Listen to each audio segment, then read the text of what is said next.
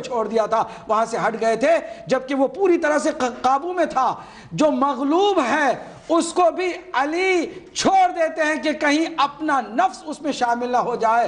ایسا علی جو 100% راضی بے رضا ہو اور اللہ کے حکم کے سامنے اس کی رضا کی خاطر اپنے اوپر ہونے والے ہر وار کو سہ لے، اس علی کے بارے میں بار بار یہی کہنا کہ شجاعت علی کی، یہ بات بالکل ہم ماننے کے لیے تیار نہیں کہ علی اتنے بڑے شجاع ہوں اور علی کے ساتھ ایسا ہوا ہو۔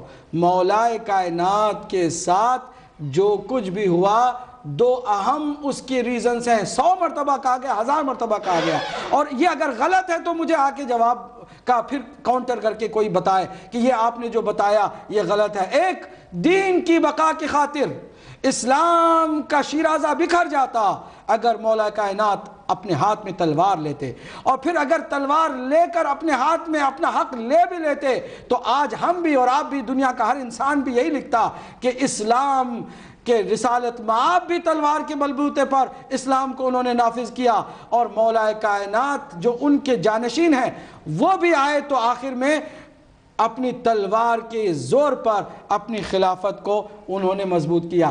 یہ بات ہرگز قابل قبول نہیں ہے۔ تو پہلا مرحلہ دین کی حفاظت، اس کو دین کے شیرازے کو بکھرنے سے بچانا۔ دوسرا مرحلہ اللہ کے نبی سے جو وعدہ کیا تھا علی مرتضیٰ نے۔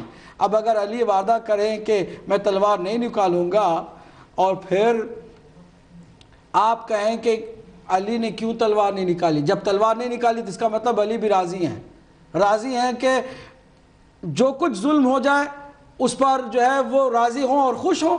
ذرا آپ سوچئے، خالی حکومت کی بات نہیں ہے، ایک جملے کو سنا کر زحمت تمام کر رہا ہوں، اس پر توجہ کریں۔ خالی مسئلہ خلافت کا نہیں ہے، کتنا بڑا ظلم ہے کہ ایک جو نفوس قدسیہ میں سے ہے، اور بہت سارے لوگ کنفیوز ہیں۔ اصل میں مولوی بھی جب بیٹھتے ہیں نا تو کنفیوز ہو جاتے ہیں، شروع میں ان کو نفوس قدسیہ میں گنتے ہیں، پھر فوراً جو ہے ان کو عام لوگوں میں شامل کر کے، بلکہ عام لوگوں میں بھی نچلے درجے پر رکھ کر کے چوتھے درجے پر مولا علی کو رکھتے ہیں۔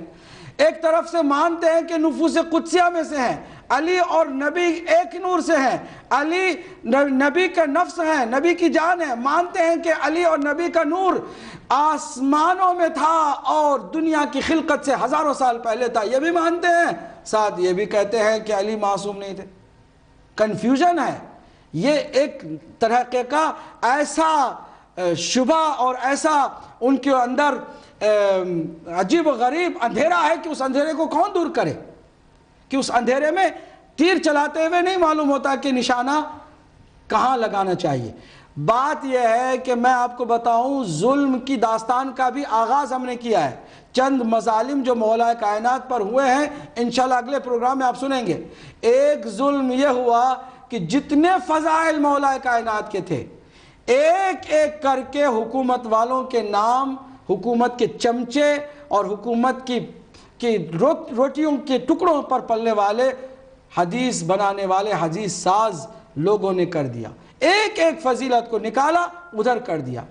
اللہ سبحانہ تعالیٰ نے قرآن میں نبی جو معصوم ہیں ان کو صدیق کہا، کسی کو صدیق اکبر کہہ دیا۔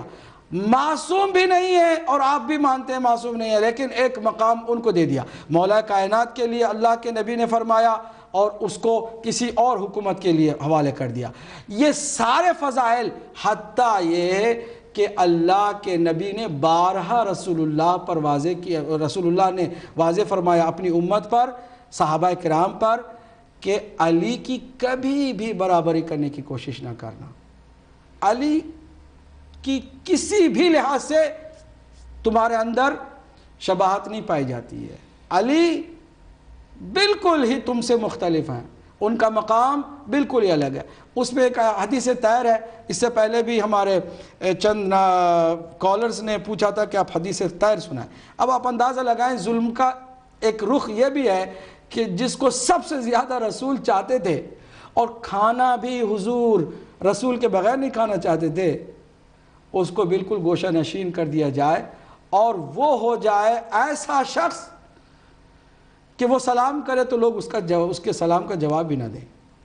ذرا دیکھیے، یہ اہل سنت کی تمام کتب احادیث میں تقریباً آیا ہے، اور یہ حدیث متواتر ہے، صحیح ہے، معتبر ہے۔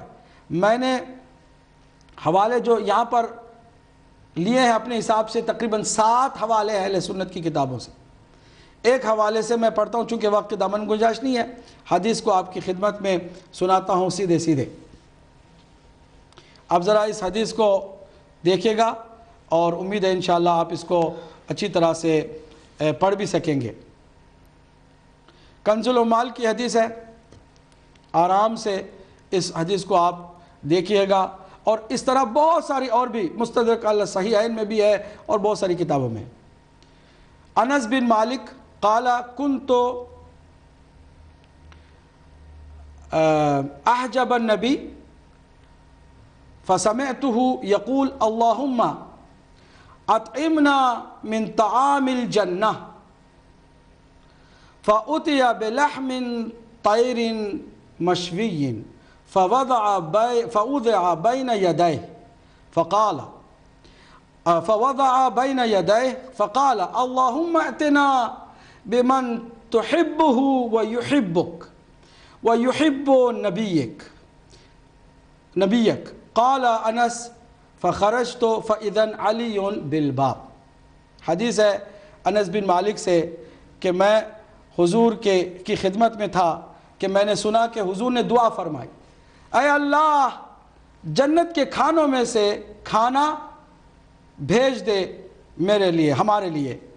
تو ایک پرندے کا گوشت تشت میں حاضر کیا گیا، حضور نے اس کو لیا، اپنے دونوں ہاتھوں پر اس تشت کو رکھا، پھر اس کے بعد دعا کی، فقال اللہم اتنا بمن تحبہ، پروردگار تو اس کو بھیج کہ جس کو تو چاہتا ہے، یعنی جس کا تو محب ہے،